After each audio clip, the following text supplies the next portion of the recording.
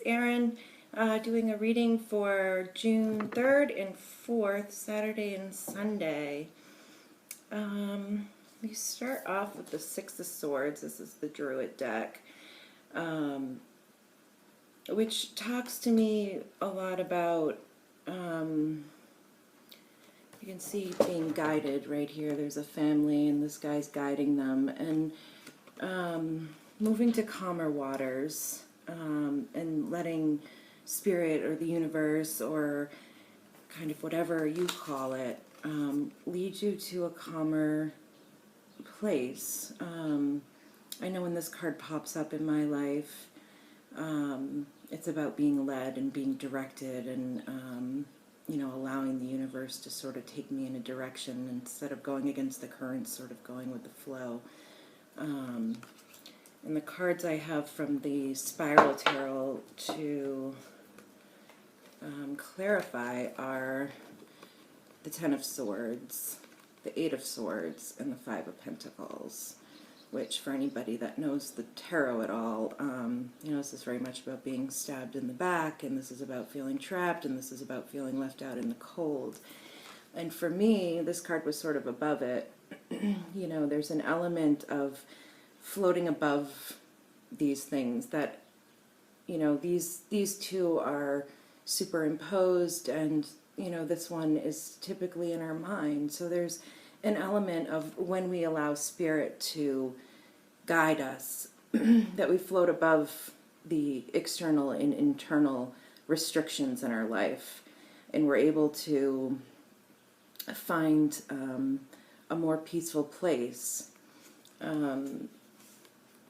And it's interesting because what's crowning the reading is the Empress. Probably should have showed you that first, but it's called the Lady in the Druid deck, but this is the Empress. And, as I look at these cards, to me, it's all speaking about, how do we navigate life, relationships, work, family, finances. How do we navigate all that in a way where we remain in a position of abundance, fertility, growth, continuing to nurture ourselves and others, continue to create, continue to stay in that fertile position in life. And the Empress embraces the feminine receptive energies. And I think for a lot of people, especially in a world where we're so focused on doing, and getting to the end goal, that we can sometimes forget to stop and open space in our hearts, open space in our energy to allow for the new beginnings, allow for the growth, allow for the nurturing, whether that's internally and nurturing ourselves, or whether it's allowing new experiences in, or allowing nurturing in from an external source. So that crowns the reading, which goes back to talking about this Six of Swords, and moving to a calmer place, and, almost elevating or floating above the mental conflict and the external conflicts around us. The second card is the Hermit, and this card is a lot about, going within and making that sort of connection to intuition. And there's a wolf here, which, there's the saying, the lone wolf, but wolves travel in packs and their families. And I feel like with the Hermit, in order to light our own way, in order to light a way for another, we need to first go within and make that internal connection to our intuition. And it's through going in alone, reviewing, reflecting alone, that we're able to, have the strength and the direction and the creativity to light the way for somebody else and be of service. But if we don't go within and we don't take an honest and truthful look at, who we are and understand our own truths, then we can't help others and we can't light the way for anybody.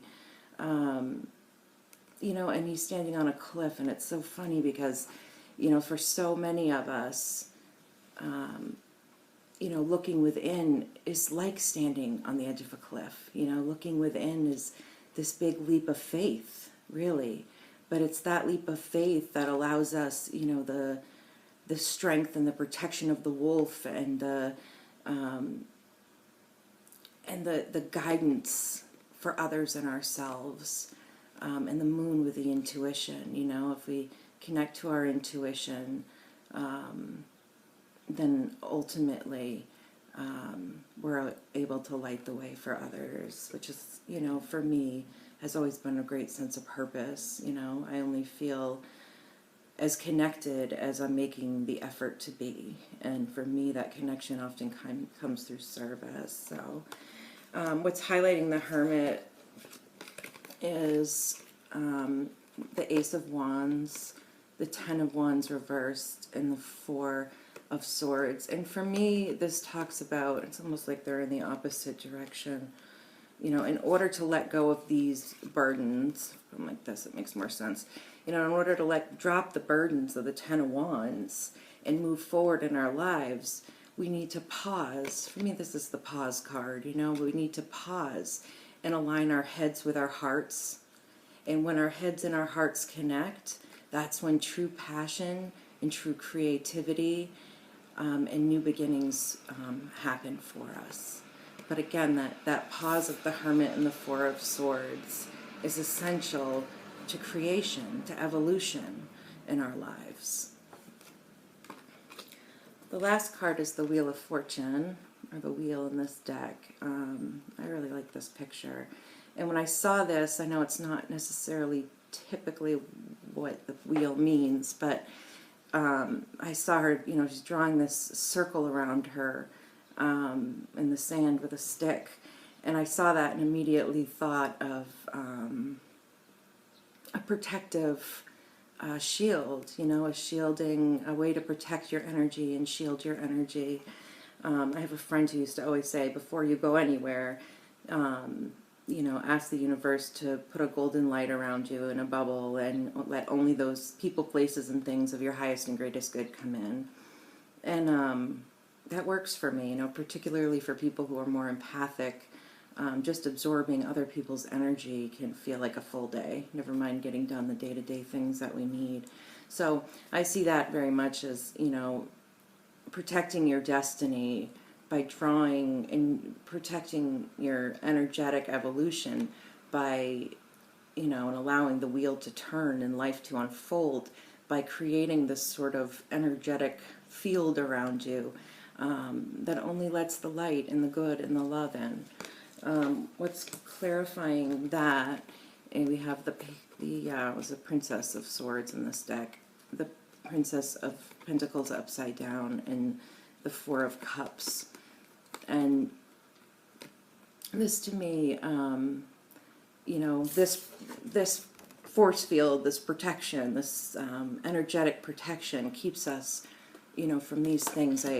It's the Page of Swords is not always a negative card, but if I'm not protecting myself energetically, if I'm not going within and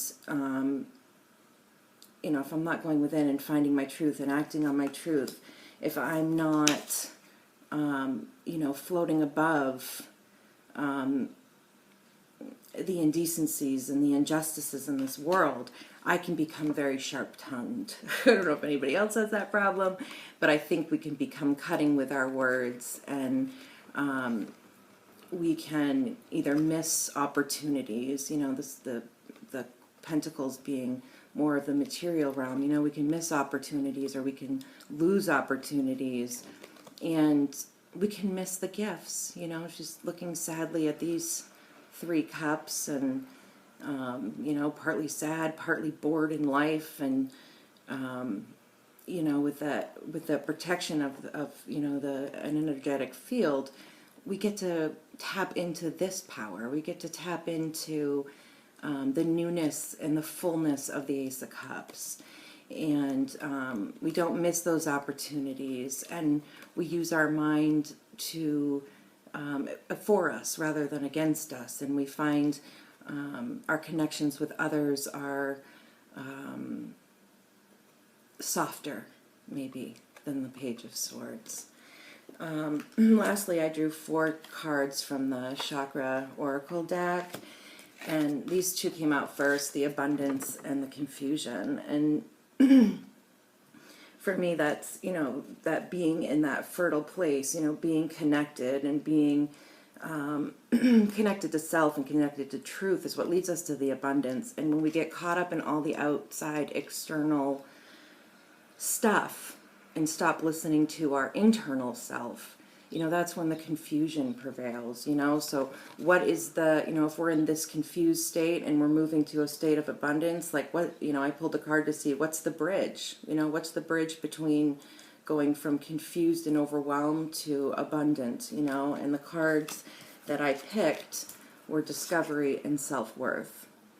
So through discovering, and there's a heart right here, so discovering our own heart and our own truth and our own sense of self-worth, we're able to bridge that gap between being confused and overwhelmed and feeling powerless almost, into becoming into an abundant state. And, in this picture, she's using a tool to get the abundance, and he's just standing there sort of overwhelmed, like, how am I ever going to do it? And she's found a way to tap into the abundance, so she had, she took that pause, she went in within herself like the hermit and figured out a way, to get the abundance, while he's just sort of fretting. So, those two cards of, I'll show them again, self-worth and discovery, self-discovery, and discovering, nature, I think, is a big part of that. There's a flower there, through that connection with nature and self, we find the self-worth that we need in order to create our own abundance. So, those are the messages I have for this weekend. I hope somebody gets something out of it, and even if it, you stop and pause and think and, use something I said in order to, connect more deeply with yourself and others. All right, be well. Thank you.